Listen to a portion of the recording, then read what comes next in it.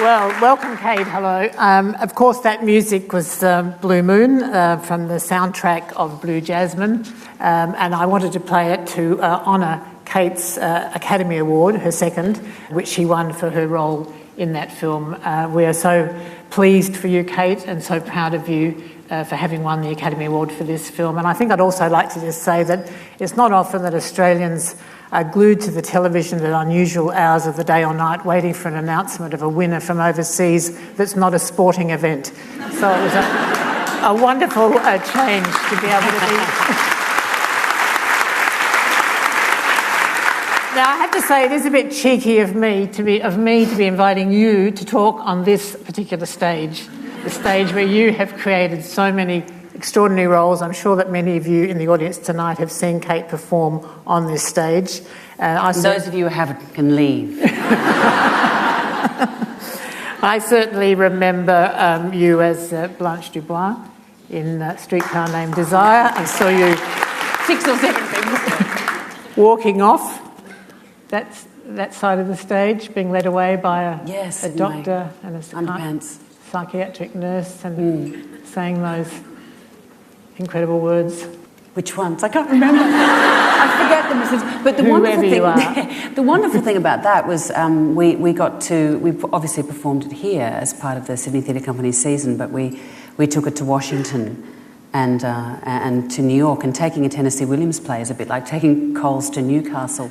But it's a wonderful privilege to be able to tour works like that, and it's often not until you take the work out of Australia that you realise just how universal and extraordinary the work that goes on, not only here at the Sydney Theatre Company, but just generally in Australia. And I think I remember that John Lahr, the theatre writer for The New Yorker, wrote of your performance that he would... Is it good?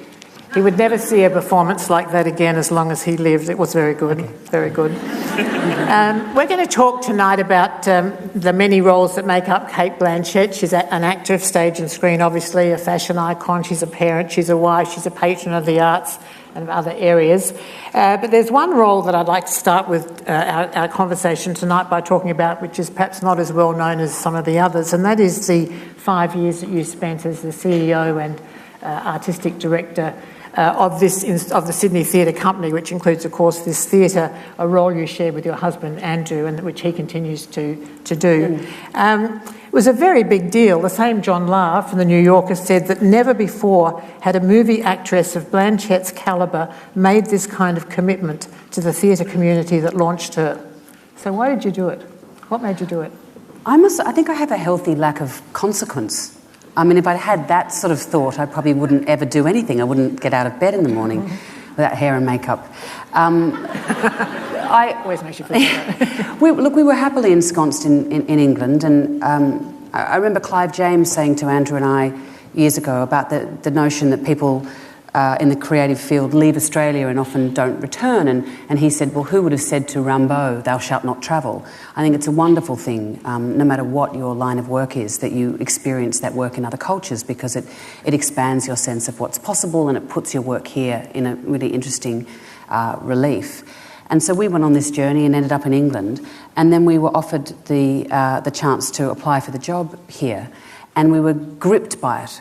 And I think we'd come back and seen Judy Davis had directed a production of Victory, and we'd returned to see the family and friends, and we knew everyone on stage. We knew everyone's body of work, and we had relationships with people, and we thought, I think we're cultural tourists in England, and that whilst we dip in and out of the culture there, we're engaged in what goes on in the political arena, we don't feel that in our waters. We don't respond to it with anger, with passion. We're absorbing it, but we don't have any responsibility to that community. And so when that offer came, I think we all thought. Two of us, yes, the royal we. We thought it's a chance to. There's a certain level of a wonderful liberation that comes from being anonymous in another culture, but I think we felt we'd be most tested by returning and seeing if we could retain that sense of liberation creatively by working within a community that knew us very well. So did you have any sort of ambition or any idea that this would be an opportunity to perhaps bring to life some important stories about Australia that maybe were waiting to be told, that perhaps weren't being addressed by other areas of the arts? Well, certainly. I mean, that's our primary job, is that we're storytellers. And so that was, of course, the sort of the nub, the core, as it were, of why we wanted to return back here. And I think we had a healthy sense of objectivity, perhaps, on what having been away for a decade, on the types of stories that were being told. But we wanted to internationalise the company's profile, because every time Bangarra or ACO or the STC or Belvoir or Malthouse goes out, they expand. It's a piece of sort of cultural diplomacy. You expand internationally people's perception of, it's not just a couple of prawns on the barbie and the Socceroos losing but celebrating their loss. We're good at that. Good on them. We're a sort of more complex place than that. So of course we wanted to tell Australian stories and in a sophisticated way. But I think also we wanted to earn the imprimatur of it being called the Sydney Theatre Company. We wanted to re-engage the company within the precinct. We wanted to green the organisation, because we felt that was one of the great calamities facing us as a species is climate change, and if culture doesn't engage in those great conversations, then it quickly becomes irrelevant. So there were a lot of other seemingly inconsequential side adjuncts to the core business of the company that we were also interested in. I just wonder what it was like going from being basically a freelancer in the UK and doing mainly film. A dilettante. Well, I would say freelance actor. But you went from that to suddenly being the co-boss of a $32 million company. You're a CEO, you're responsible for staff, you have to go and schmooze with sponsors, you have to do all that stuff. I mean, that's a huge leap for anyone to do. I'm just wondering how you found it. Was it really challenging? Was it yes, easy? I mean, it was certainly. It's interesting. I mean, Andrew and I were obviously doing it in partnership, and now he's doing it solo, and wonderfully so. But I think the first thing we did was take the desk out of the office. That we thought, it's easy to have a conversation with people where you don't have that sort of traditional business relationship with people. It's a creative conversation.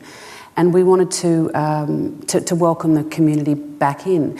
And so all of that felt second nature, even though we hadn't gone... We were obviously artistic directors, but co-CEOs of the company. And I think what we were perhaps naively and enthusiastically walked into was a sense that in business, in pure business, that there's a certain career trajectory a certain linear narrative that ends up in a CEO position. And that what we didn't realise, that there was perhaps a prejudice that we hadn't run an organisation of this size. And the reason I hope why we were offered the job is because we had great instincts. And I think good instincts are what a CEO at any level, in any sphere, of any industry, that's what they need most. So were you made to feel welcome? Certainly by the company, yes. I mean, I remember there was a bit of sort of narky press at the time of, who do they think they are? Personally, I mean, look, I think we were ambushed and surprised by the offer. And it felt it would have been an act of cowardice if we didn't take it up.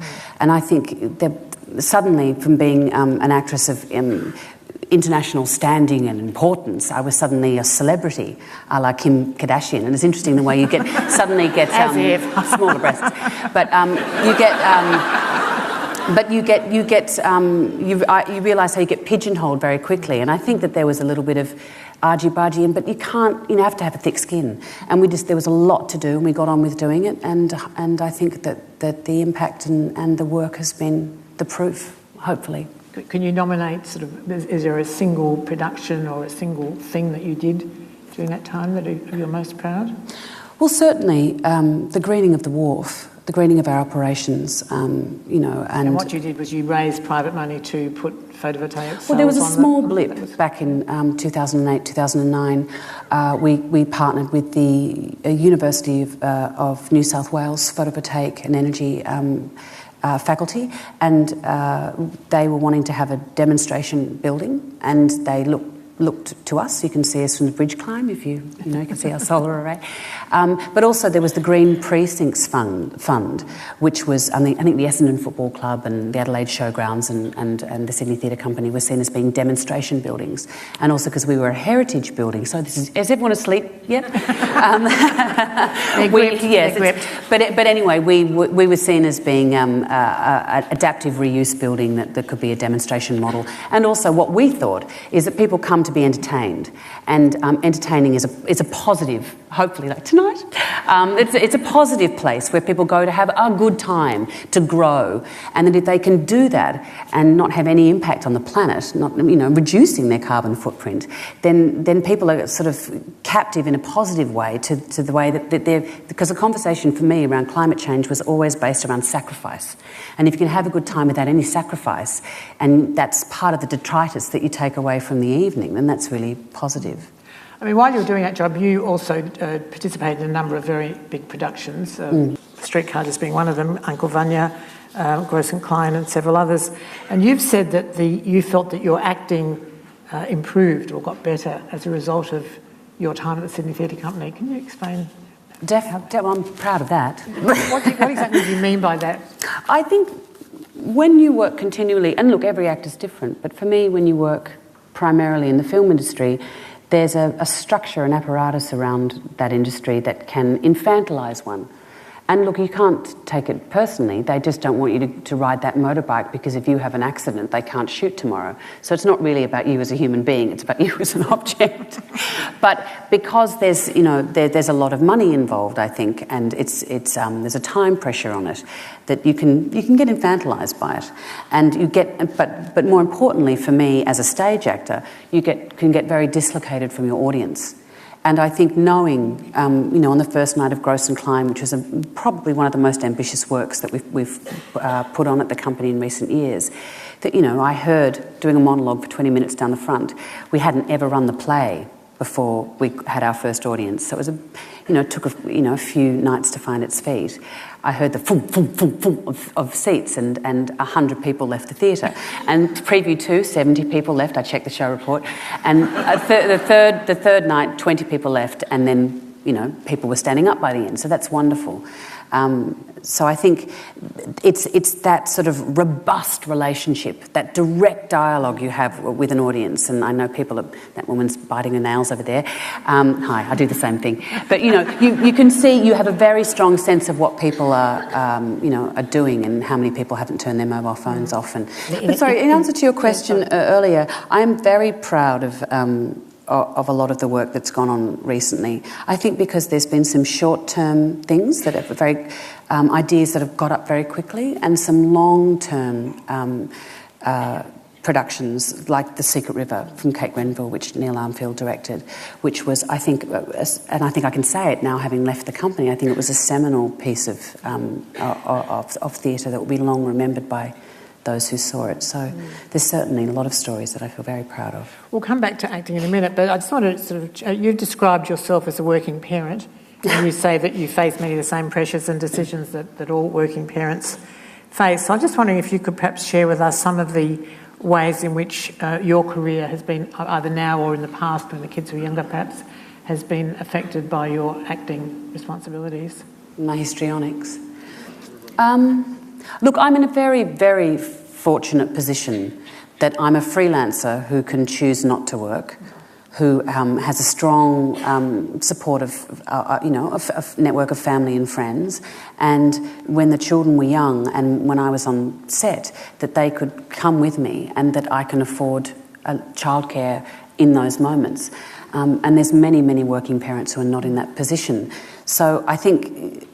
for a long time, I think Andrew and I were thinking we'd quarantine the children from that experience that, they'll grow up to be accountants and lawyers and have regular jobs and they, but there's a wonderful circus aspect. It's a very innovating, exciting place to be in the theatre, to be in dialogue, to be around that sense of, in parallel, practicality and fantasy.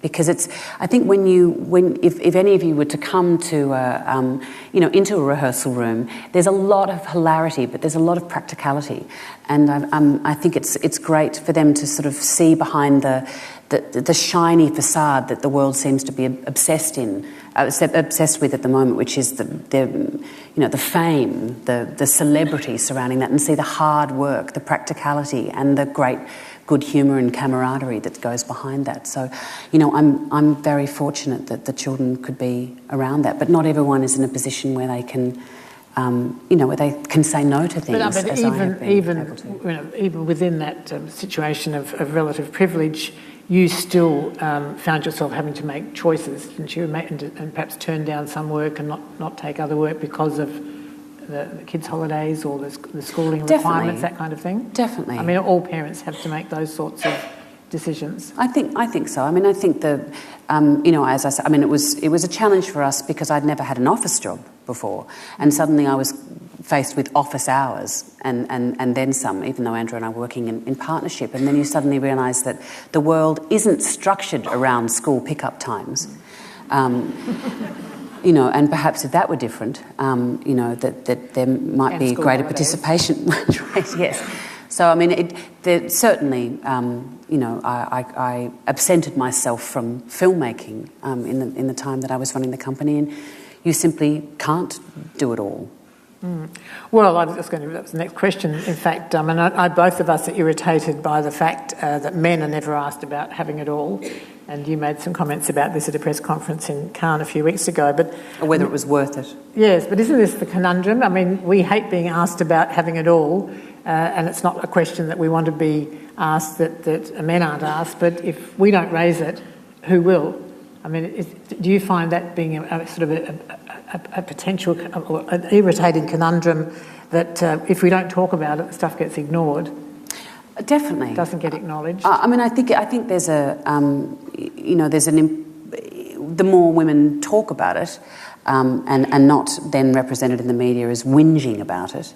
The fact that the childcare conundrum is not a working mother's problem; it's a household problem. But yet it's seen to be women complaining that things are difficult. It's difficult for them to re-enter the workforce. But certainly, you do find yourself, particularly as a blonde actress, getting asked questions that your male counterparts would not be answered. And I certainly did encounter, not within the company itself, but perhaps within some old school associations that the company had in the business community. That how could an actress have more than 1.5 brain cells to rub together and have the word CEO after her name? Those things are a bit with grace and good humour. I love that form of misogyny. Who was it? What can you do? But I do think it's also it's generational as well. But it is important, I think, to keep talking about it, because we can think until we see the statistics that we are at a point of equality, and we're just not. No. Well, in fact,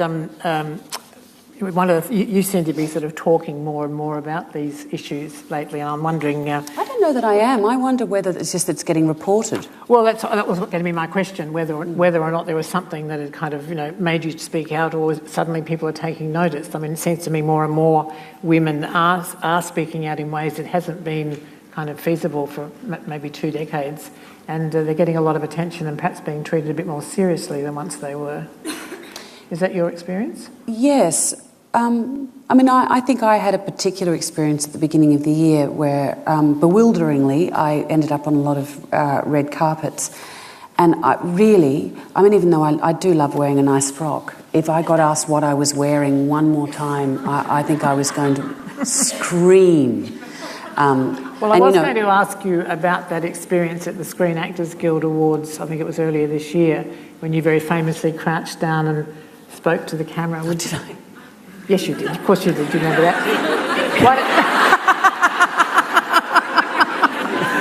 I was crazy to do this. So do you want to tell us what happened and why you did what you did?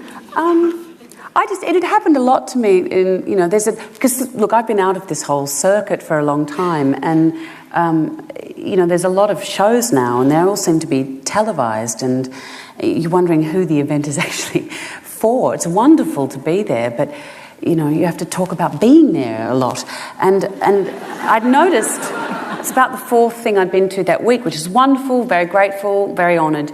But the cameras, I was talking and the camera started doing this. I thought, what's it doing? And then it went up again. And it's just something that I'd sort of tried. My brother had been taught not to do it. I'm certainly teaching my boys, you'd never give the woman the once-over. And I thought, that's exactly what that man is doing, but behind the camera. So I just found it a bit silly. I mean, they have mani-pedi cams. I mean, what the... Well, there was a famous example, was it Elizabeth Moss, who put her hand in the mani-cam. Did she? And gave them the finger. Oh, did They were very upset. Good on her. Bet they didn't use that. Well, it went crazy, of course, on But what colour was she wearing? Who cared? But I mean, when you sort of resist that kind of commodification, I mean, is it seen as a bit of a game to complain about it, or do people get angry about it, or are you breaking the rules by not playing along with this increasing the way in which the red carpet has become more of a marketplace? I mean, I can't say what's been going on over the last 5 or 6 years because I've been here in Sydney making theatre and not in that world. But it seemed to me that there was a lot of irreverence going on. I think this is the thing, is that it's a bit of a media circus, but it doesn't take away from the fact that you've got Daniel Day-Lewis and Emma Thompson and Meryl Streep and Sandra Bullock and Amy Adams, all of these extraordinary actors and Catherine Martin and Michael Wilkinson, amazing amount of Australians there as well. But it's and those two things are not amazing and Australian and not mutually oxymoron. It's something. Anyway, I think there was a feeling that it's become a bit overblown. And I think you said to me when we spoke a few weeks ago that the red carpet used to be sort of like the path to the temple of the awards, and now it's become more of a marketplace. And I think you pass hundreds and hundreds of journalists all wanting you to speak into their microphone, so they'll have something to retail back to their network, and then the thing about the clothes being copied. So before you've even left the venue, rip-offs of them are for sale on the internet. That'd be all right if it was 100% organic Australian cotton. Yes, I mean it is a bit of a circus. It certainly doesn't take away when you're in that room from the experience of it. But it's I'm sure everyone else, I'm sure the public gets tired of it as well. It's just they love it. Do they? They love it. They lap it up. Yes. Right. I mean, the red carpet ceremony is televised for an hour before the actual awards ceremony. It's running the gauntlet. It takes longer and longer as the years go by to get ready. But can you decide who you speak to, or could you just kind of barrel through and ignore them? I tend to go as late as possible. Okay. I've got to go, it's door's closing. Let's come back to the way in which you sort of make it all work. I mean, one of your work, particularly now you're based in Australia, involves a lot of international travel, often for quite short periods of time. And I'm sort of wondering not only how you sort of physically manage that, because air travel, even if you're at the pointy end of the plane, is still very tiring. But I'm also wondering sort of psychically. I mean, just to cite a recent example, a few weeks ago when you went off to Europe, I think for 5 days, and 1 minute you were at Windsor Castle wearing this extraordinarily gorgeous white Ralph Lauren gown, having dinner with Prince William. And a few. It was a bit like Cinderella, it all had to go back at midnight. Oh, including the bling? The bling. The bling. The next night, or a couple of nights later, you're in Cannes, you're at an Armani party wearing a dress that was so unbelievably gorgeous that it's almost indescribable. We should go shopping. And then, 2 days later, you're back in Sydney, you're picking the kids up from school, you're down at the local shop saying... Wearing some god-awful vomit-covered tracksuit. They're saying, oh, g'day, Kate, welcome back. You're driving yourself in here tonight. I mean, I'm just wondering how you sort of... Those two worlds, what you're the stratosphere of fashion and film, and then back home in Sydney being a sort of normal person. How do you kind of reconcile those two lives? I don't think I'm ever not a normal person. That was not the implication. I don't know what normal is. But I suppose, to the logistics of it, I say no to more things than I say yes to. partly because, look, what am I doing here tonight? I was about to say I'm sick of the sound of my own voice. It sounds a bit disingenuous. But I try and get everything into one trip, so I don't have to fly as much as I'm asked to fly, and so I'm not away from the children, because it makes me miserable. In a way, they probably don't even notice, as long as I bring them back something from the airport. It's not how I want to. We like being together. But it is an extraordinary contrast, the sort of this, extremely glamorous bit, and then just back at home with the kids, hosting sleepovers and cooking barbecue. Those two bits. I suppose so. Yeah, I guess it is. Maybe I've been doing it long enough that those people are also my friends, no different to the friends from mothers from the primary school, and they just have different jobs. It all fits in together. Yeah, and you have to suck your stomach in a bit more in that hemisphere than you do at the barbecue. One of the things that you said, that being a parent has changed the way you prepare for a role. I was just wondering if you could tell us why and how that happened. Well, I think, part of the reason why, I love performing is the anthropology of it, is that not only you researching a text and exploring what that may mean, but you also, it's the social anthropology, what makes that person tick within that world. And so the research around a project is really fascinating. I was absolutely crap at university.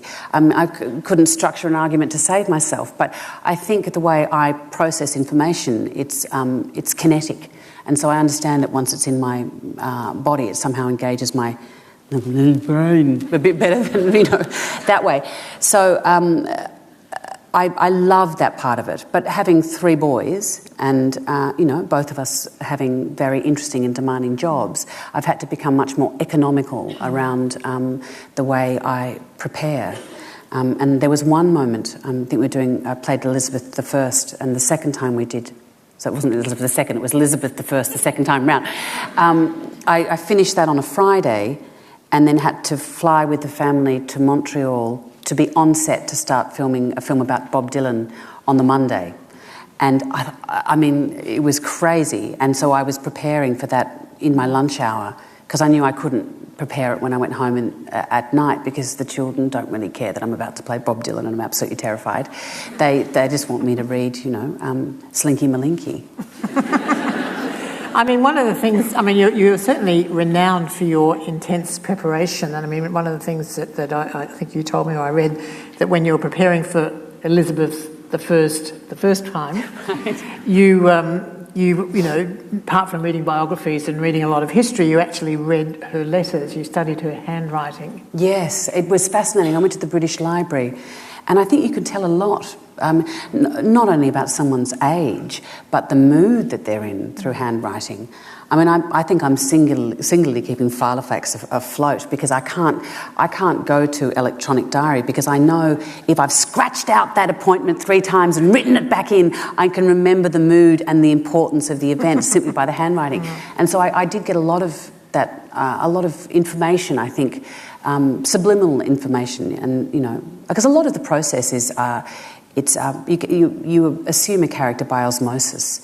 It's not purely from here. It's not purely in your body. It's and a lot of it is unconscious, and so it's very difficult at the end of the process, when you have to talk about it, to somehow dredge that up and then to become conscious about the unconscious part of your work. It seems that certainly in some of the roles that you've played, you do really inhabit the character, and I was quite struck.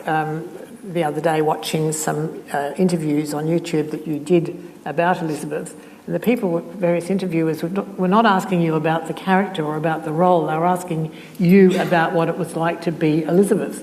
They were treating you as if you were, 600 years ago, whenever it was, the Queen of England, and asking you how she felt about this or how she would have done that. I thought it was quite astonishing. Not a fantastic tribute to you, but also an interesting insight of the way in which you kind of really did capture the imagination of the people who were meant to be critical about this. Oh, that's a flattering way to look at it. I mean, I was sort of thinking that the iconography that surrounds Elizabeth is so much part of English culture. I mean, under her reign, Shakespeare flourished. I mean, the English language was really born in the period that she was on the throne. So I think they're endlessly fascinated by her, but also fascinated by her as a woman. You know, I mean, she famously made that speech at Tilbury about having the heart and soul of a king, even though she had the weak and feeble body of a woman.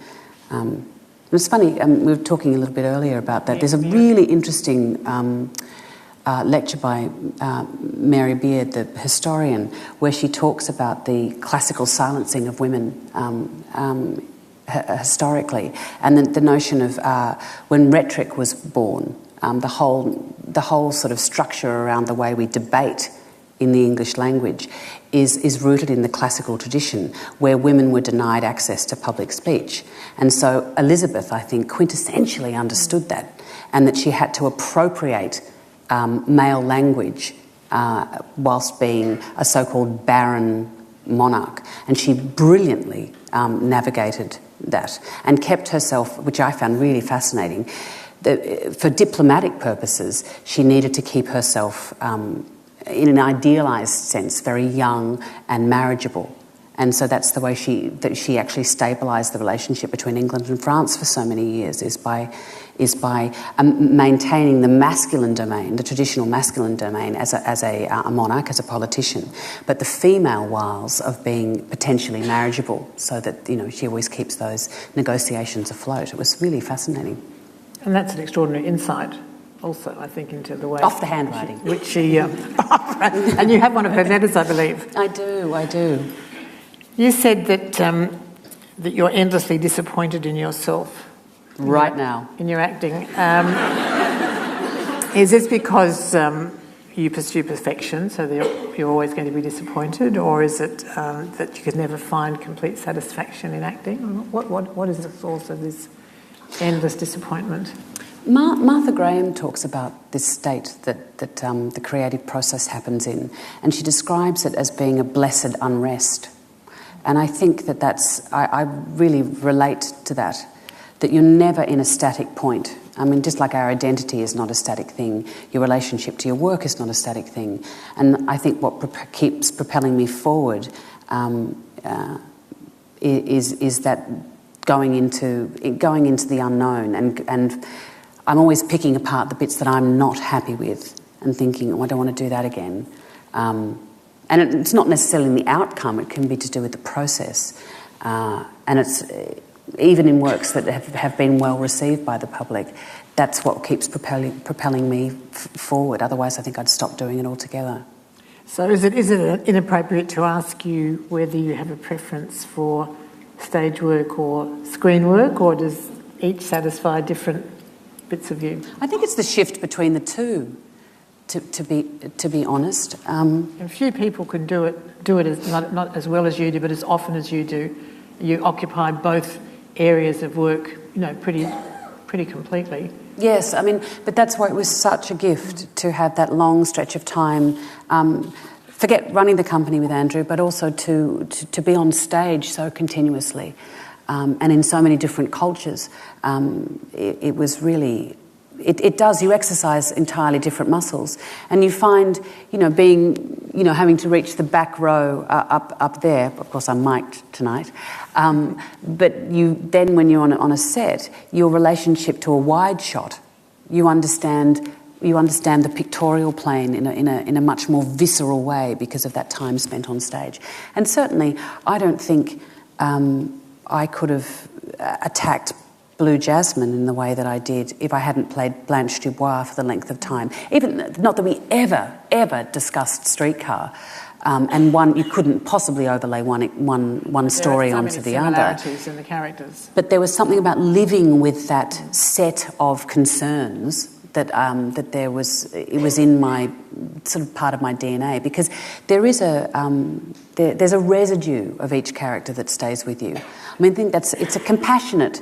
I mean, it's it depends who you speak to, but it can often be seen as an indulgent profession. But I think it's a compassionate profession, and that you do see the world for a short period of time, often through an unlikable person's perspective, a person that you wouldn't necessarily have a relationship with, and saying, how did they see the world? How did they pit themselves against the world? And so it does expand you as a person, hopefully also as a and I mean, as a, do all of, I mean, you've done, I think, 47 movies, if I counted correctly, according to the New York Times anyway.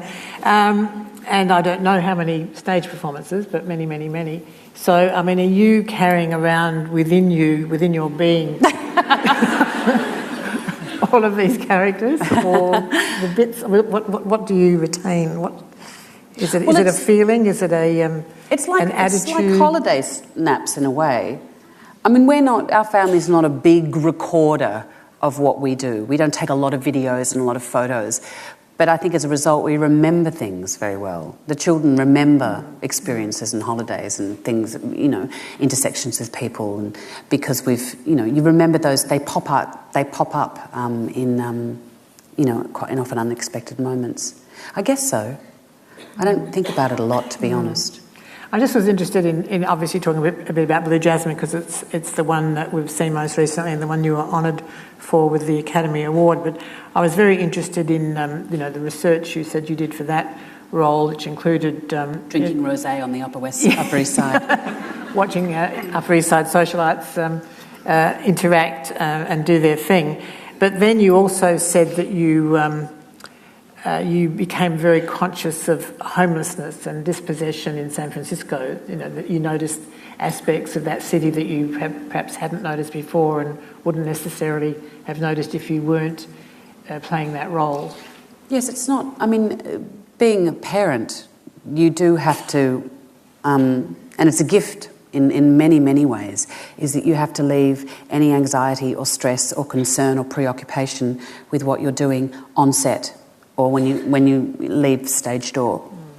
But there's a set of concerns, I think, that you engage with when you take on any script, any role, that then affects the way you look at the world. Not that I'm necessarily, playing Richard III, walking around like this during the day, but you'd be engaged with that set of circumstances, I think. But certainly, yes, I was very aware of that. But it must be hard. I mean, I think when you were making that film, you had the kids with you in San Francisco. Yes. So it must have been quite difficult to sort of leave Jasmine French on the set and sort of go back to the hotel or wherever you're staying with the kids. But there comes the benefit of costume and hair and makeup. I mean, you put those things on during the day. And for me, a character, whether it's on stage or on screen, I never do it in isolation. And it only really comes alive when you pit yourself against the other actor. And I think that's and you can definitely tell it on stage when something ignites between two performers. If you see an excellent performance and an excellent performance, but they're not in the same universe, they're not in the same play, then the chemistry doesn't take off. So that's, I think I always sort of take those cues off the other actor. And I think you've said it's their fault if my performance doesn't work. Of course. I think you've said that the costume, the dressing up is pretty good. That you like dressing up. That putting on the costume helps you define the character. I think so. I mean, it's something I've always done. I used to do it with my sister in front of the mirror. When we were 5 and 6. It's just an extension of that. Except now that fancy designers lend you swanky gowns. Yes. What do that? It's all costume, isn't it? Yeah, well, it's all costume. Exactly. But it must be fun. It is fun. I mean, look, it is fun. Yes, I won't deny it. And I think you look pretty damn good doing it too, so we enjoy the fact that you do it.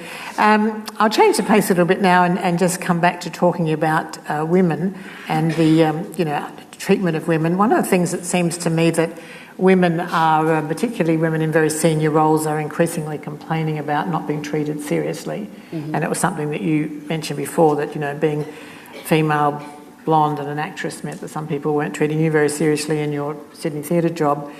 I've been reading the Hillary Clinton book over the last few days, and she says in that when she was the US Secretary of State, there were certain male heads of government that she met to talk to them about women's issues, which she had elevated to being a key US foreign policy objective, and they would roll their eyes, to her face.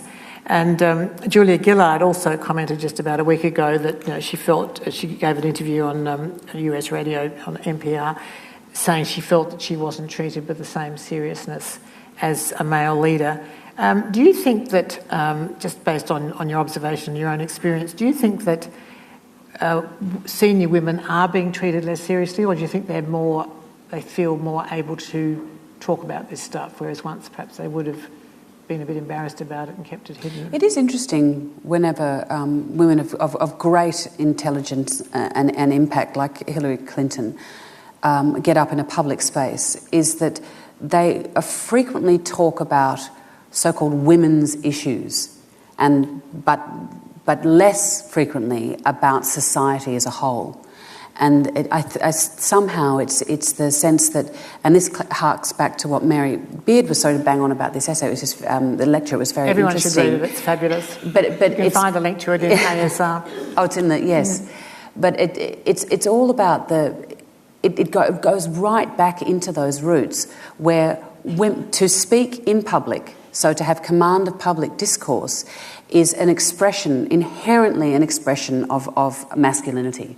And so to speak in a public space about general societal issues is to not be a woman, it's to be an androgyne, to be androgynous. And so you see repeatedly Elizabeth I, for instance, Hillary Clinton,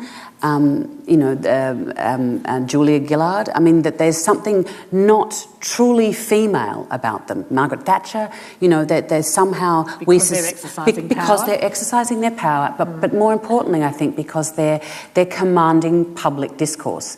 And so it's okay when they speak about women's issues because, of course, here they go again. But it is important to talk about it because the very nature of that debate is seen quintessentially as being not a female space.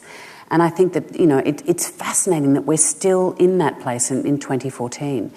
And, I know a lot of women who are younger than me who still won't talk about themselves as being so-called feminists because it's got sort of negative connotations. But I really think we need to take the stigma around that because it's about claiming our right to be in that space and not always necessarily, as we are right now, to talk about the issues, the problems around being female, but to talk about let's move on from that conversation. Let's progress beyond that. A society where it's not an issue. Yes, but of course it still is. And it's worth pointing out that it's exactly a year ago today, almost to the very hour, that Julia Gillard was dumped by the Labor Party and was no longer Prime Minister of this country, which is a pretty momentous occurrence, I think, for a lot of us. I was backstage, actually, in this theatre when it happened. How did you react? I almost didn't go back on stage. I was, as were the people I was watching with, I was horrified by the way she was treated as a woman. Whether you admired her as a politician, as a leader, is sort of irrelevant. But the way she was treated purely because of her gender, I think was it was a moment, I think, when a lot of people had to take, men and women had to take a pause.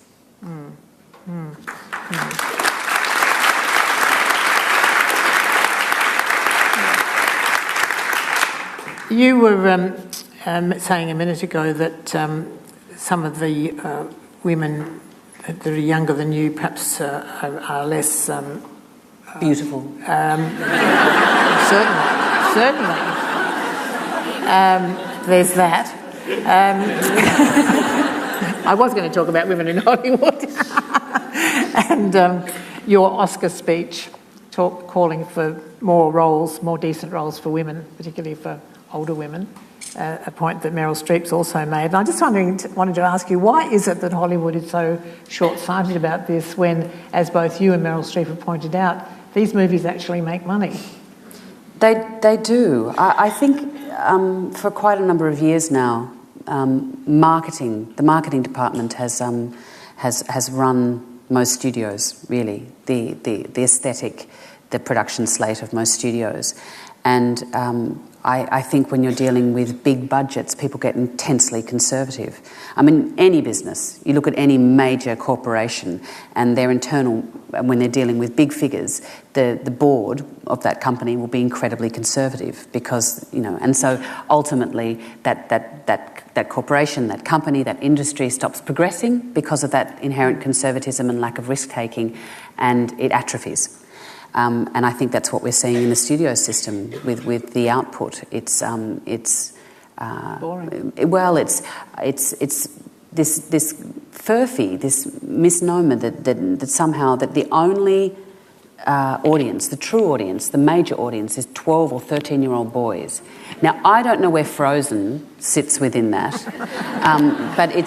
but certainly that is one of the highest-grossing films of all time, with two little animated girls at the centre of it. And so you think, how many more examples of success, like Mamma Mia, for example, breaking all box office records. But I think what happens is it's not just films with women. I think the hardest sphere in which to finance films is that mid-range budget, because somehow the marketing department knows how to market a film that's 270 million, probably someone with a cape, merchandising, but they don't know how to market something that's 30 million. And I think it's the more films that break those box office records, like, for instance, Blue Jasmine. I mean, it made an incredible amount of money if you look at the actual initial investment for box office return. And the more times that happens, it will change. It has to change. Well, you'd hope so. Yeah, and also I do think that the way people consume film and television product now is so diverse. Yeah. Is this the sort of thing, I'm just wondering if this thing about good roles for women, interesting roles for women, is this the sort of thing that you and the other stars talk about, like you and Julia Roberts hanging out at the bar at the Oscars? Were you sort of having a chat about equal pay in Hollywood or feminism? We didn't actually. No, we were just talking about other things. But I'm so inspired by the amount of women, not only in the American film industry, but globally. I mean, the actresses that I've worked alongside here in the Sydney Theatre Company, remarkable careers. So why do we still have to put up with all this, lack of equal pay, lack of equal roles, lack of interesting work, or compared with some of the blokes? Well, I mean, it's obvious what someone... so irrational, so illogical, as we say, just not making commercial sense. I know it doesn't make any commercial sense at all. And I think that there's a lot of independent female producers, like the Megan Ellisons of the world, who are moving into that sphere, and a lot more female directors who are moving up through the ranks. And it just it takes time, but it will and it has to change. I mean, it is changing. If you look at that array of films in any given year over the last 5 years, a lot of them have had women at the centre, not talking about some niche, personal, oh my goodness, it's that time of the month issues. They're universal issues. I mean, Hedda Gabler, for instance, isn't a story about a woman's experience alone. It speaks volumes about shame and scandal, which men and women feel. So, Just wanted to finish up, Kate, by talking about raising sons. You've got 3 boys.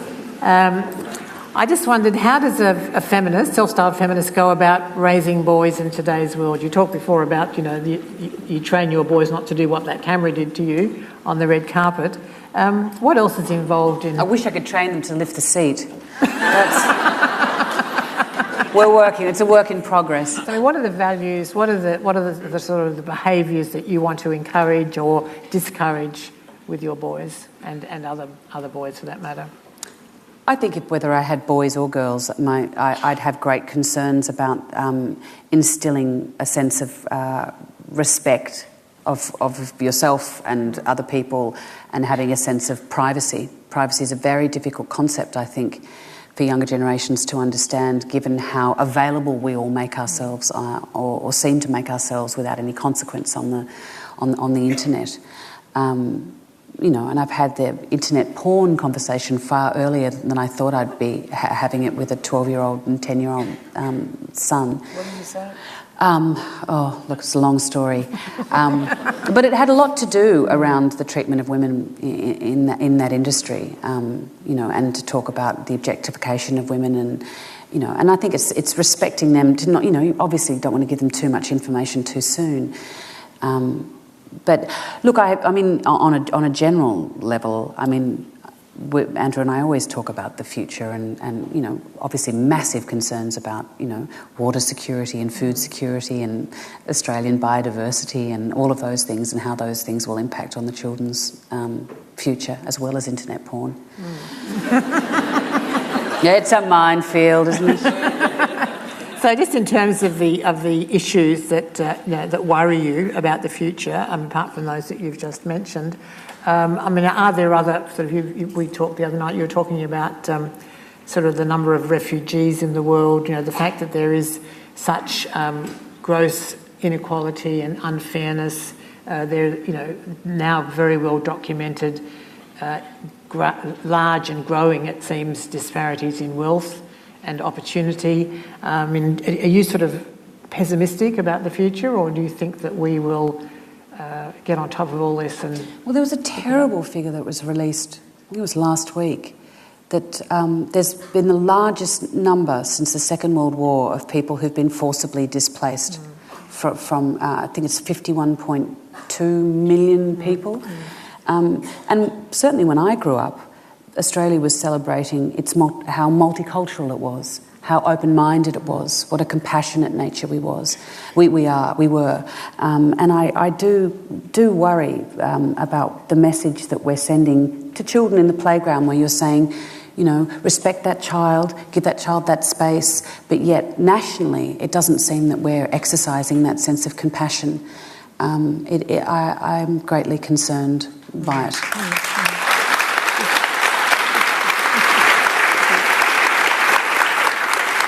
Well, thank you very much, Cate. I've enjoyed having the chance to talk with you, and I think now it's the turn of the audience, who seem to be lined up in droves.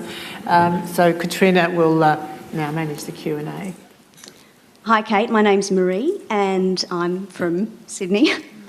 My question, one of the things that I admire about you is your poise. And I was wondering whether it's something that you've always had or something that you've worked on, and whether you've got any tips for us. Very nice.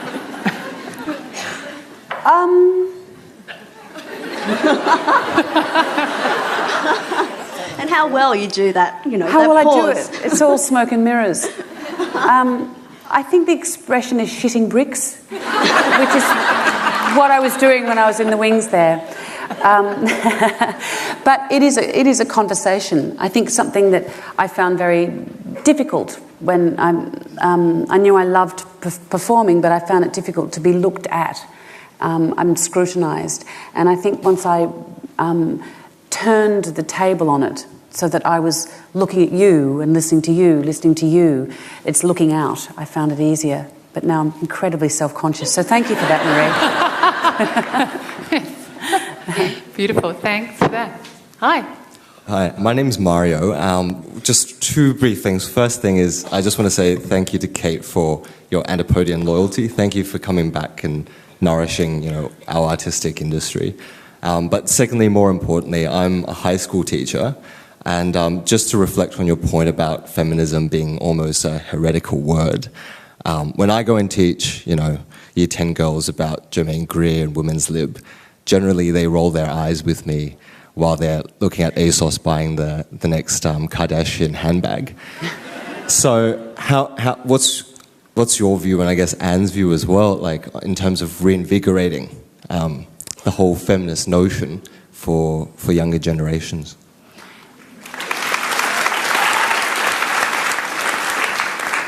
Anne? Well, that's a bit unfair. I'm actually feeling quite optimistic these days, despite the example of those Year 10 girls. I mean, I'm very struck over the past 2 or 3 years by the number of young women, particularly women, schoolgirls and women at university, who either get in touch with me and want to talk about these issues, or who invite me to come to their schools and talk, or who I am exposed to through my various travels and various activities.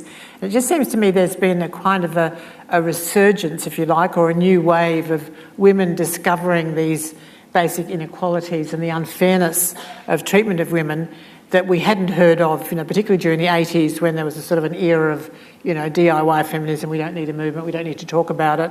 90s, not much happened, but it just seems that in the last little while there's been this change, and I'm quite optimistic. And I think in some ways it was outrage at the treatment of Julia Gillard. That kind of crystallised things for a lot of people. We thought, my God, if a Prime Minister gets treated like that, what hope is there for the rest of us?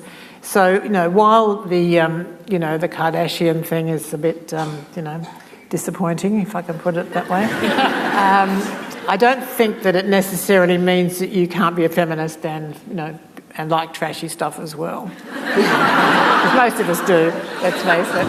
But Anne and Cate, do we use the language of, hi, I'm a feminist? Yeah. And Cate, would you? Absolutely. Yes, and I think there's a myriad of indisputably horrific things that are happening to women. The incidence of violence against women is ever increasing, and it's not just the Boko Haram and the 200 girls who disappeared without comment. I think when those things happen, when girls see the fact that they're girls of their age suffering those indescribable horrors, I think it's, and then when they experience it themselves, not those indescribable horrors, please God, but it's the everyday, that when they encounter that, they think, well, hang on, maybe what my mum was talking about is right, because of course, what 15-year-old girl wants to align themselves with their mother, and so you have to sort of, I think. Poor you're in the middle of that. But I think there's a bit of probably that going on. But I think often those mentors or those role models exist away from the family unit. And I think increasingly there are those role models and mentors who are, finding success and a voice in the public sphere. Thank you. Okay, hi. Hi, I'm Nicholas. Lovely to meet you both. Firstly, I just wanted to thank you, Cate. When I was fortunate enough to sit centre there during the Maids, and it just blew my mind. It was like being in the room with the sun. Like, it was one of the best performances I've ever experienced. And I honestly mean that. Like, it's a true honour to even be able to ask you this question. And Notes on the Scandal, the scene where you discover the diaries, and you and it was just that was one of the best. You're probably young enough that we could, Yeah. Oh, it was one of the best scenes I think that's committed to film. You're nothing but waste and disappointment and yada yada. Good writing. But that's I suppose that segues into my question, and it's Cate, where did you get that hunger and commitment to? If you look at your whole body of work in your career, and you've kind of, you're not pigeonholed in anything. It's you commit everything 100%. And I'm just like anybody who I idolise, I kind of. I want to know, where that. I want to know how they do their art, So and, it's a question. And yeah, sorry. Where does that hunger? Yeah, sorry. Yeah, I know. I'm not very articulate. I'm a bit nervous. I apologise. Okay. So we might just. Yeah. Is that okay? Yeah. Cate, my where apologies. Is that hunger for your art come from? That deepness. Gosh, it's a very, very big question. I think it comes out of humbling yourself to the material, I guess. I think I'm an intensely curious person, and also I don't think every time I embark on a project, but certainly when I left drama school, I had no sense or desire to get anywhere in particular. So it's always the work at hand.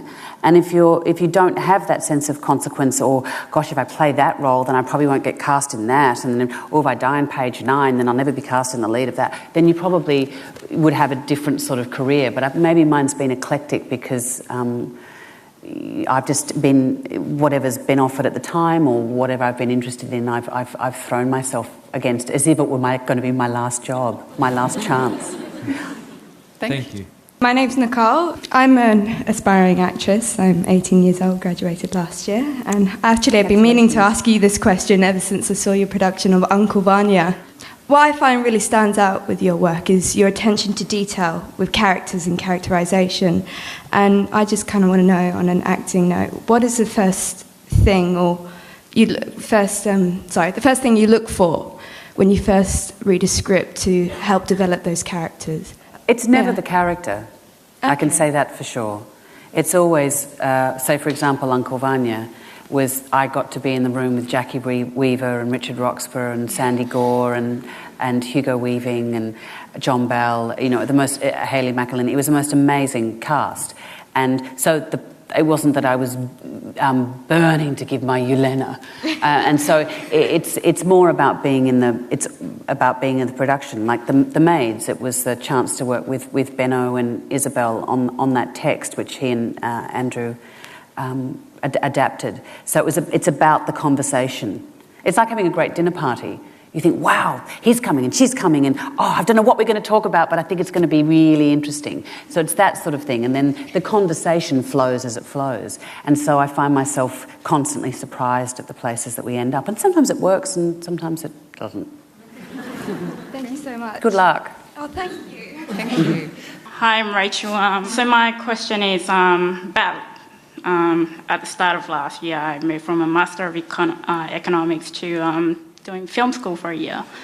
And then somehow landed up here working in a technology space. So the three areas that I focus on are quite male-dominated. So my question is, what advice do you have to female filmmakers, and what can Australia or the Australian government do to help to encourage the filmmakers and our industry? Yeah, I started off doing economics and arts, and somehow that sort of sense of, the practical application and the fantasy element, they do intersect. But I think with the question about female filmmakers, I think is find yourself a like-minded producer, because the thing that I've witnessed increasingly is that's an essential relationship to the way a work gets developed, where it gets shopped around. And I completely understand why directors work with producers again and again and again, because it's a very important relationship when the work is nascent, when your ideas are nascent. You go in and you pitch the thing together. And so I think often if you have an ally in that way, it can build your case. It can feel quite solitary, I think, when you're out there, particularly as a director, male or female. And if you can, find that ally or that partner, it's a really good start. And look, I think it's really important that because we're a very potent film industry, screen industry, but we're very small. And I think as a result, I think it's really important that the government supports the notion of Australian content. Because we're in a golden age of television, for example, now. But as a friend of mine, Marta Dusseldorp, was saying in Canberra the other day, she was saying that it's now that you've got to invest in the infrastructure, because in 5 years' time that could be a wasteland. It's a continual investment. I think it's really important to have as we discovered in trying to mentor female directors through the Sydney Theatre Company, is that people develop work in different ways, whether they be male or female, and you have to find the way, if you can see a spark in someone, you need to find the way they develop. Because often if you institutionalise these things, the product ends up being very homogenous. And I think it's often female directors will work in their own particular way, and it's a matter of allowing that to exist within the often rigid structures of funding. Terrific. Thank you. Hi, Kate and Anne. My name's Claire. I'm from the Blue Mountains. I was reading some old interviews you've given at work today. I was really anxious for the day to finish so I could come here. And You've read everything I've said. I'm feeling very up to date. But overloaded was what I was going to say. Somewhat. I think I know too much. Anyway. Okay, we might. Is that? No, just about before you did The Aviator, you had. I read you had a phone call with Martin Scorsese, and you hung up and you talked to your husband, and you were like, "Oh my goodness, I think he wants me to play Katharine Hepburn," and you were just terrified. I was just wondering, what role have you done or committed to and then felt completely terrified about approaching? Was that the big killer, that you were just like, "Oh my goodness, how am I going to get through this?" Or do it? I think every time, no matter how big or how small, it's always like the first day of school, because I think you do have to humble yourself to the task and assume you know nothing. And I mean, I'm always saying to my husband, I said, how do I work? What's my process? And I think if you're really engaged in the material and and with the other performers and the creative team that you're working with, the material reveals the way you need to work. So it's not like I have some sort of miniature process, but I was particularly terrified with that because obviously I was representing her in the same medium that she was iconically known, and I could but disappoint. But it was Scorsese, so what was I going to do? Thank you. Hi. Hi, Kate. My name's Emily.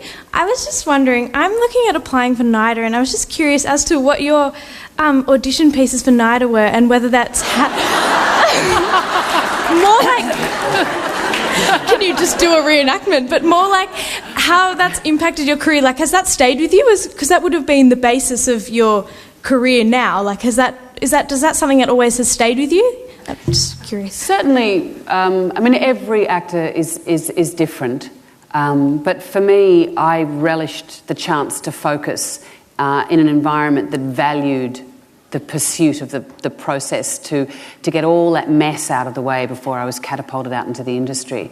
I mean, some actors' spark can be sort of snuffed somewhat by that process, but for me, I really relished the various techniques that I learnt there, because it's the inspiration will get you 80% of the way, but sometimes it fails you, and so technique, particularly when you're on stage, you know, doing 100 performances of a show, performance 70, you need to have an architecture that can kind of propel you back into the story if you've somewhat separated yourself from it somewhat just by the repetition. So I personally welcomed it. It's probably different now, but it was quite eclectic when I was there. There was a sort of like a degustation menu of acting techniques, but that was good for me because it meant that because I'm curious, then I went to explore them afterwards. So. Yeah, I mean, look, if you can get through the audition process, that'll probably do you in good stead, help you get a tough skin because you sort of need it. The rejection is the hardest thing to deal with. Fortunately, I don't get rejected anymore. No, but that's the most difficult thing. And actually, the biggest gift I had was a particular casting agent in Sydney. I didn't work when I came out at all. All my cohorts were getting jobs and I wasn't. And she would call me in to be a reader once a week for other people's auditions. But it was really, really interesting because what I learnt is what the person walks in with will often influence. It's the same with a job interview. It will influence the way people perceive you. And so it was, and often I realised, in fact, it's just they didn't want a redhead. They wanted someone blonde and short. And so I began to take those rejections less personally. Anyway. Hello, Katrina. It's Nicole. And Kate and Anna. I'm from New York originally, but I live in Sydney now. Anyway, I wanted to make a comment and then ask you a question. First of all, I find you, and I think the audience and certainly the public find you to be one of the most enchanting, talented actresses. So I know that we're going to see a lot more of you if you choose in the future. I see your career going all the way till, you'll be like the lady on Titanic that keels over at the end. I'm sure. But here's my question. I'm going to be selfish because this is the thing about being Australian. Everyone's so approachable. I raised a son myself. He's 20 now, and he's an extremely talented parkour person. And all he wants to do is become a stuntman. And he's living back in New York now. He just moved back there. So I suppose, in a general sense, what is your advice to someone who has talent, because he does, of course he does, he's my son, and he takes after me physically. What's your advice to someone who is clearly talented? Does he go out and find an agent? Should he? What do you think? Sorry not to ask a feminist space question. No. Sorry. No. Not being a stunt woman myself. It's interesting because I think a creative career it's not a linear thing. And so the parkour, and I must get the number because a couple of my sons are very interested in that as well. Oh. But that might lead him in a direction. I think if you're able to carve out the financial space to keep pursuing your passion, then the path gets revealed to you. Beautiful. Thank you for that question. Okay, hi. We're going to come down here. We've probably got time for maybe 2 more questions. Hi, my name is Paula and I'm from Chile. I'm a journalist and I'm just curious about knowing about how did you decide to become an actress, if you remember any specific role or any play that made you realize that you wanted this for the rest of your life. Well, maybe you didn't get the chance, I'm not sure when you arrived in Australia, to see the great Frank Thring. But I saw Frank Thring when I must have been 8 or 9. He was a very large, very louche performer. And he was playing the Mikado, and my mother had taken me along because it was at the school that I was going to, the high school that I was going to go to. And I watched him perform, and there was a moment when his moustache fell off. And he just looked at it, and he said, "Damn this Japanese merchandising." And I didn't quite understand what it meant, but I knew it was really naughty. And that he was a really naughty man. And I thought, I want a little bit of that. So it was probably watching Frank in the Mikado, which is not what watching Meryl Streep in, no. But it was something about the danger, and that there was something going on there that was unpredictable and dangerous, and I found that very interesting. Beautiful, thank you. Hi, Kate. My name is Zoe. My question was in relation to something you kind of partially answered in one of the questions over there, but I wondered if you could expand on it a little bit, particularly when you're performing on stage and in theatre. Those techniques that you talked about when you've been doing a show for such a long time, how you keep the character fresh for yourself, and what you do if you're maybe feeling a bit disconnected from your character, but you still have to go on perform and, be there for an audience. I try not to think about anything beyond the first moment. For me, that keeps it fresh, in that you think, I don't know what's going to happen tonight. I don't even know how the play's going to end. And I think that stops the nerves, because all you're doing is thinking, all I need to do is walk on and sit there or stand there. And then someone will do something, someone else will do something. It's like a conversation in a way. But I'm a great lover of language and the potency of words. And so if I'm ever feeling that I've lost that connection somewhat, I'll go back to the dictionary and say, what does the word must actually mean? And so maybe it will reactivate my connection to that line. And as always, nothing is ever perfect. I mean, that's the biggest thing you have to accept. And so each night you're going out to try and perfect the moment. And in perfecting or getting closer to perfection of one moment, you'll lose other moments, which means you have to go back in the next night. It's a bit sort of like a house of cards. One bit will fall down and you have to rebuild the other bit. So every show ends up being slightly different. But I don't know if that answers your question. Thank you. It's usually based in language. Okay. Hi there. Hi, Kate. My name's Aaliyah. I'm from Port Macquarie originally, but I'm here in Sydney for my 3rd year of drama school. I'm just wondering, you're a big inspiration to me, and I'm wondering who or what inspires you as an actor?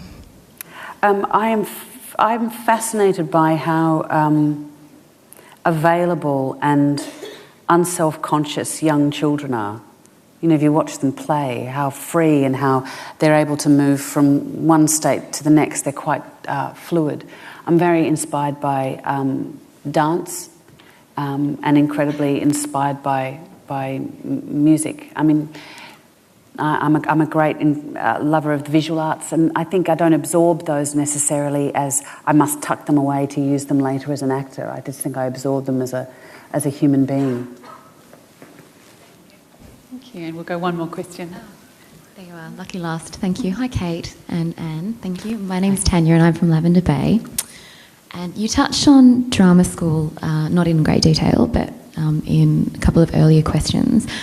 I'm genuinely curious, given, I suppose, the trajectory that your career and your life has taken.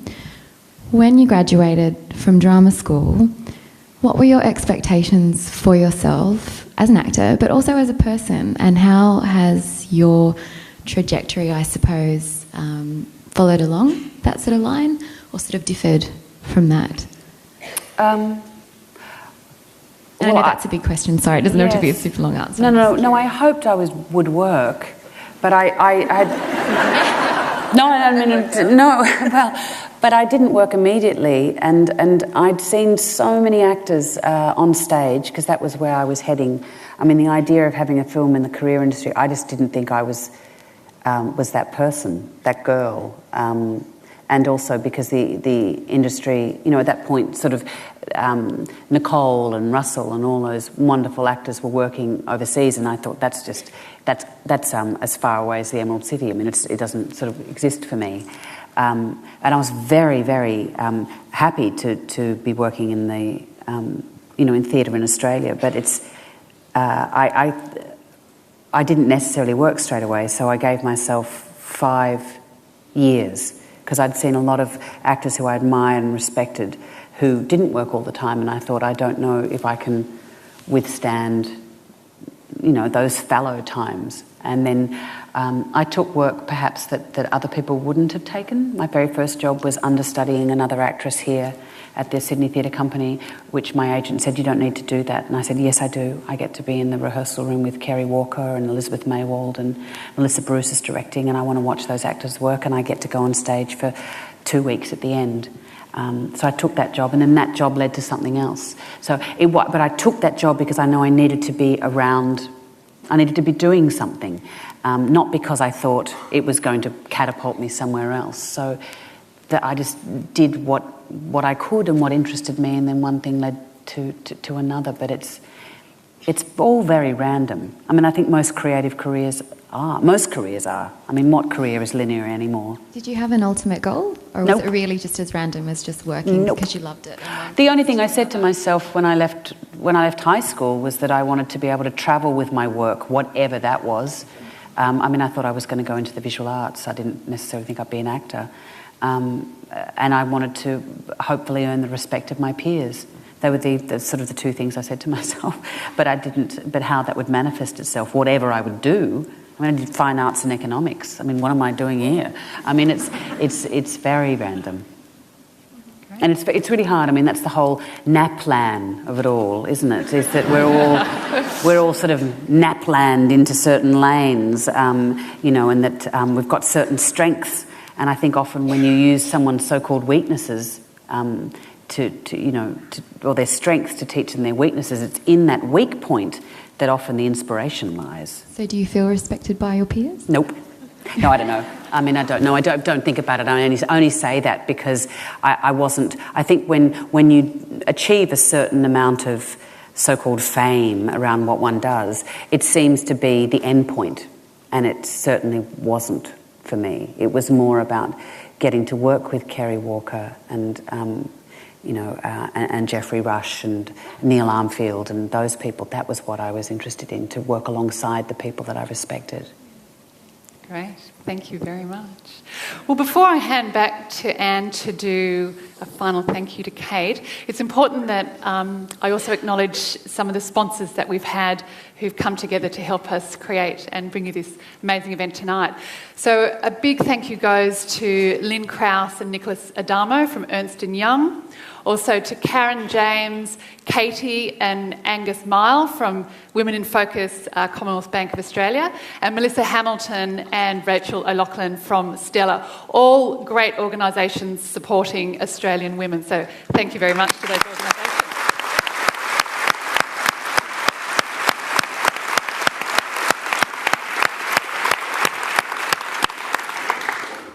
So now I'll hand back to Anne to just wrap up and to give a final thank you to Cate. And finally, none of us will be here were it not for our guest, Cate Blanchett. We rely on donations from readers and proceeds from these events to keep the magazine going, and I'm incredibly grateful to Cate for donating her time, not just tonight, which was fantastic and incredible, but also devoting time a few weeks ago to an interview with me and to being photographed by Peterborough Brevin with some brilliant photographs you can see in the magazine. So we're really appreciative, Cate, for you doing this. As a very tiny gesture of our appreciation, we're going to make a donation in your name to the Sydney Children's Hospital at Randwick. But please join me in thanking Cate Blanchett for an extraordinary evening.